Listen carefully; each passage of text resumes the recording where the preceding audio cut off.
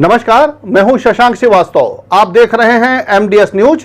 आइए चलते हैं, नजर डालते हैं इस वक्त की सबसे बड़ी खबर पर। मध्य प्रदेश के अलीराजपुर की बात हम कर रहे हैं, जहां पर व्यावसायिक प्रशिक्षण के पद पर पदस्थ आउटसोर्स कर्मचारियों को पिछले 7-8 महीने से वेतन नहीं मिला है। इसके बाद मंगलवार से व्यावसायिक प्रशिक्षण संघ अनिश्चितकालीन हड़ताल पर बैठ गए हैं। साथ ही जिला अध्यक्ष जगदीश परमार के नेतृत्व में अलीराजपुर कलेक्टर ऑफिस पहुंचकर जन सुनवाई में अपनी प्रमुख मांगों को लेकर के आवेदन भी दिया। जिला अध्यक्ष जगदीश परमार ने बताया कि एम्पावर कंपनी की ओर से जुलाई 2022 में वर्तमान माह जनवरी 2023 तक का वेतन प्राप्त नहीं हुआ है, जिसके कारण हमारे परिवार की आर्थिक स्थिति बहुत ही खराब हो चुकी है और मानसिक रूप से भी प्रताड़ित महसूस कर रहे हैं। इस बात की सूचना विभिन्न माध्यमों से एडीपीसी कार्यालय, डीईओ कार्यालय के साथ साथ जन सुनवाई के माध्यम से कलेक्टर कार्यालय में भी दी जा चुकी है। लेकिन दुर्भाग्य है कि शिक्षा से जुड़े बहुत ही जरूरी कार्य से संबंधित मामले में किसी भी कार्यालय की ओर से कोई सकारात्मक प्रयास नहीं किया गया है और इस कारण ऐसे कार्यालय के बाहर हड़ताल पर बैठना पड़ा। सभी जिलों में हड़ताल जारी है, जैसे अलीराजपुर, कटनी, जबलपुर, दमोह, डिंडौरी, बालाघाट और भी ऐसे कई जिले जहां पर हड़ताल लगातार चल रही है और समस्याओं को लेकर के लगभग 3500 व्यावसायिक प्रशिक्षक इसमें शामिल हो रहे हैं। अभियान के तहत जो प्रोजेक्ट चल रहा हुआ है, नई शिक्षा नीति के तहत नवीन व्यावसायिक प्रशिक्षक, तो व्यावसायिक प्रशिक्षक के रूप में डीपीआई के थ्रू से हम लोगों को यहाँ पर रखा गया है और वेतन भुगतान में असंगति के चलते, विसंगति के चलते हमें आज यहाँ पे आना पड़ा है। इसकी शिकायत कहाँ मिली है आप लोग? हम लोगों ने डीपीआई से लेके अपने जिला शिक्षा अधिकारी से लेके और अभी तो फिलहाल कलेक्टर महोदय से, कंपनी के उच्च अधिकारियों से, सभी जगह हमने जो है अपनी मांगों को रखा हुआ है। लेकिन किसी प्रकार से एटलीस्ट कार्यालय मुख्यमंत्री में भी हमने अपनी बात पहुंचाई है।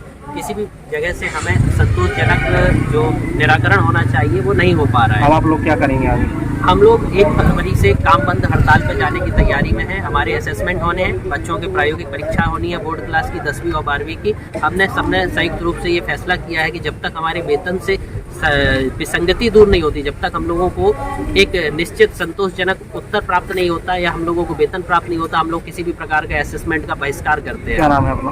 मेरा नाम शुभम शुक्ला है। मैं पानवरिया एक्सीलेंस स्कूल में कार्यरत हूँ। जो विगत 7 से 9 माह का वेतन भुगतान नहीं होने के कारण आज मुख्यमंत्री जी को ज्ञापन देने आए। पिछले 16 जनवरी को भी ज्ञापन दिया था, उसके बाद आज 31 तारीख को ज्ञापन देने आए हैं और जिन लोगों का वेतन भुगतान नहीं हुआ है वो आज से वेतन भुगतान नहीं होने तक अनिश्चितकालीन अवकाश पर जा रहे हैं। क्या नाम है आपका? अंजन पाटीदार। आए यहाँ पे हम लोग यहाँ पर 7 से 8 महीने का वेतन प्राप्त नहीं होने के कारण हड़ताल के लिए आए हैं। हम लोग व्यावसायिक प्रशिक्षक हैं, जो कि पूरे मध्य प्रदेश के में 2500 लगभग हम लोग व्यावसायिक प्रशिक्षक हैं। तो अलग अलग कंपनियों के माध्यम से अलग अलग व्यावसायिक प्रशिक्षक रखे गए हैं, लेकिन कंपनी हम लोगों को 7 से 8 महीने का वेतन नहीं दिया है, जिसके कारण हम लोगों को आर्थिक समस्या का सामना करना पड़ रहा है। घर चलाना बहुत मुश्किल हो गया है। यहाँ पे बहुत सारे व्यावसायिक प्रशिक्षक महिलाएँ हैं जो कि बाहर दूसरे डिस्ट्रिक्ट से भी आई है, वो यहाँ पर रेंट से रहती है। आज हालत ये है कि उन लोगों को, जो मकान मालिक है, उन लोगों ने उनको धमकियाँ दी है कि अगर आप लोग हमको रेंट नहीं देते हैं तो आपसे मकान खाली करवा दिया जाएगा। और उधर हम लोगों को बच्चों को शिक्षा देना है, अगर हम मकान खाली करते हैं तो हम खुद रोड पे आ जाएंगे, तो हम बच्चों को रोजगार क्या दिला पाएंगे। तो हम लोगों की सरकार से यही मांग है कि वीटीपी को हटाए, कंपनी को हटाए, हमें सरकार उसमें संविलियन करे और हम लोगों को नियमित वेतन दे। और हमारी मुख्य मांग यह भी है कि महिला प्रशिक्षकों को मातृत्व अवकाश दिया जाए, जो कि उनका अधिकार भी है और हक भी है। जन सुनवाई में क्यों आए हैं, क्या कारण है और क्या समस्या है आपकी? जी, हम सब व्यावसायिक प्रशिक्षक हैं, आउटसोर्स द्वारा, रमसा से, भोपाल से। हमारी 8 महीने से सैलरी नहीं हुई है। 8 महीने से मतलब हमारी सैलरी नहीं हुई है और हम हर स्तर पे जा चुके हैं, भोपाल स्तर पे और हम अपने डिस्ट्रिक्ट लेवल पे, संभागीय, सभी जगह। फिर आज हम फिर जन सुनवाई में आए हैं कि यहाँ हमें उम्मीद है कि कुछ हमारी 8 महीने से सैलरी इसमें प्रभावित हैं और क्या कारण है? क्या सर, हमारी कंपनी, जिस कंपनी से हम हैं उसमें संभाग में 95 लगभग, और ऐसे हमारे जैसे प्रशिक्षक 2500 लगभग हैं पूरे मध्य प्रदेश में, और लगभग सभी प्रभावित हैं। तो ये कंपनियां जो हैं ये वेतन नहीं दे रही हैं और रमसा जो है, जो इसका अथॉरिटी है, वो एक्शन नहीं ले रहा है। और एक्शन के लिए हम जाएं कहाँ? हम हर लेवल पे जा चुके, हमारी कहीं सुनवाई नहीं हो रही। आराधना। और 1 तारीख से यहाँ पर क्यों बैठे? देखिए, मैं ये बताना चाह रहा हूँ कि जो माननीय प्रधानमंत्री नरेंद्र मोदी जी का सपना है देश को बेरोजगारी से मुक्त करने का, जिसमें उनकी एक महत्वपूर्ण योजना है नवीन व्यावसायिक शिक्षा, जिसके माध्यम से वह प्रदेश में के विभिन्न स्कूलों में व्यावसायिक शिक्षा संबंधी एक प्रोजेक्ट चलाती हैं राज्य सरकार के माध्यम से। लेकिन दुर्भाग्य है कि जो राज्य सरकारें हैं वो उसको किस तरीके से संचालित कर रही है, जिसका असर ग्राउंड पे देखने को नहीं मिल रहा है।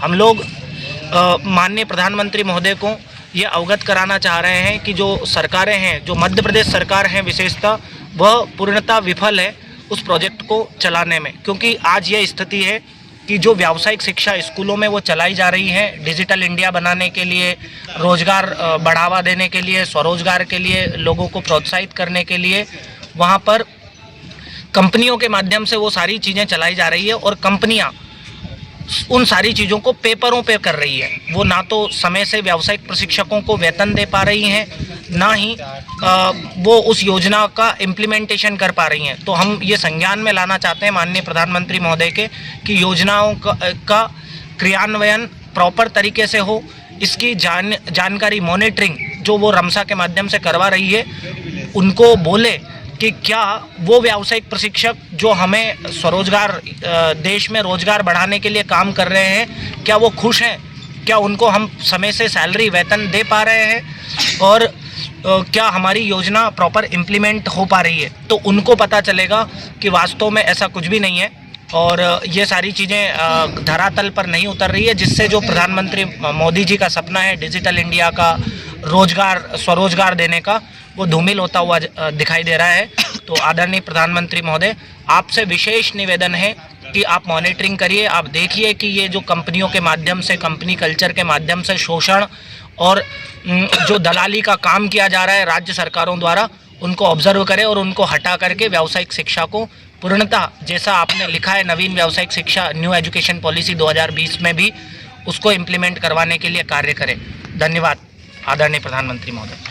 माननीय प्रधानमंत्री जी, समस्त मध्य प्रदेश के व्यावसायिक प्रशिक्षक आपका ध्यान हमारी ओर आकर्षित करते हुए हम हमारी समस्या से आपको अवगत करवाना चाहते हैं कि पिछले 5 से 6 वर्ष से हम लोग व्यावसायिक प्रशिक्षक के रूप में विभिन्न स्कूलों में, विभिन्न विद्यालयों में कार्य कर रहे हैं, किंतु हम लोगों को अभी जो कंपनी के माध्यम से नियुक्त किया गया है, लेकिन कंपनी हम लोगों को पिछले 7 से 8 महीने से वेतन नहीं दे रही है। जब कंपनी हम लोगों को वेतन नहीं दे पा रही है तो हम लोग खुद को बेरोजगार महसूस करते हैं। तो हम जो बच्चे हैं, जो स्कूल है, जो भविष्य है, उनको हम रोजगार कैसे दे सकते हैं, क्योंकि हम लोगों को वेतन नहीं मिल रहा है। इससे हमारी आर्थिक स्थिति इतनी कमज़ोर हो रही है कि हम खुद को मानसिक रूप से बहुत प्रताड़ित महसूस करते हैं, जिससे बच्चों की शिक्षा भी बहुत ज़्यादा प्रभावित हो रही है। तो माननीय प्रधानमंत्री जी, आप से हमारा ये निवेदन है कि आप जो ये बीच में कंपनी के थ्रू जो कंपनी हम लोगों के साथ ये शोषण कर रही है, हमारा वेतन हमें समय पर नहीं दे पा रही है, उनके लिए विरुद्ध कड़ी कार्यवाही करें और हम लोगों को हमारा वेतन समय पर दिलवाए और हम लोगों को